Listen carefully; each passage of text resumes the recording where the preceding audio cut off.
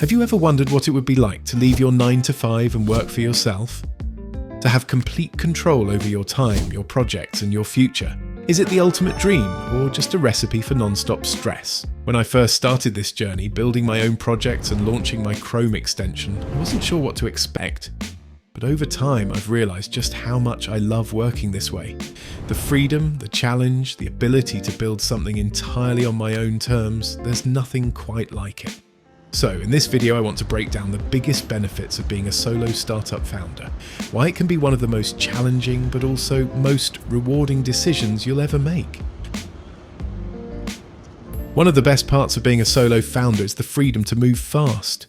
When you're working for a company, big or small, every decision has to be discussed, debated, and agreed upon. But as a solo founder, if I have an idea in the morning, I can start working on it immediately. No meetings, no approvals, just build and ship. And that freedom extends beyond just the business. You can set your own schedule, work on what excites you the most, and have full control over your time. If you want to take a break in the afternoon and go for a walk, no one's stopping you. Now this one is huge. When you're solo, you learn everything. In a normal job, you're often stuck in one role. But as a solo founder, you're doing product development, marketing, finance, customer support, all of it. It might sound overwhelming, but trust me, this is how you grow fast. I never thought I'd be able to market my own products, but here I am, learning, experimenting, and figuring it out as I go. And honestly, that's one of the best skills you can develop. The ability to figure things out, because once you know how to teach yourself anything, you can build anything. Okay, let's talk money.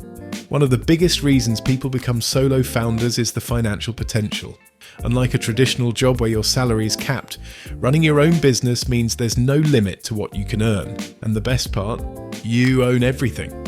No investors taking a cut, no revenue splits. Every bit of success goes straight back to you and the business you're building. This is something I didn't fully appreciate until I started, but having one clear vision makes everything simpler.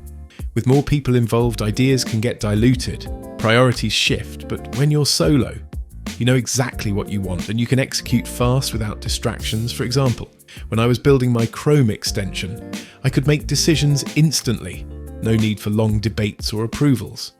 I would have an idea, build it, ship it, get feedback and improve. And that speed is a huge advantage in today's fast-moving world. Lately, I've been focused on improving fast folders based on real user feedback. Fixing bugs, refining the UX, and adding new features has shown me how crucial it is to ship fast and iterate.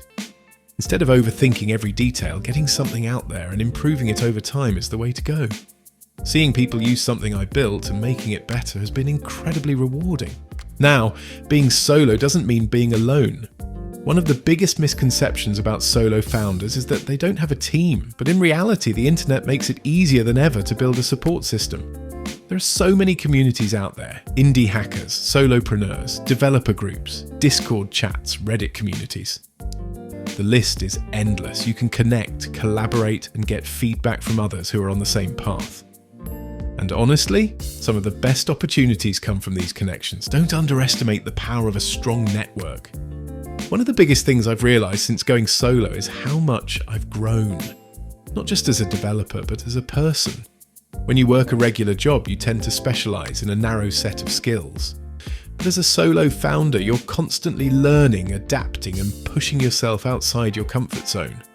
You're not just writing code, you're making product decisions, learning how to market, handling customer support, and managing your own time effectively. Every challenge forces you to level up. And sure, that can be overwhelming at times, but it also means you're building an insane amount of resilience, creativity, and confidence.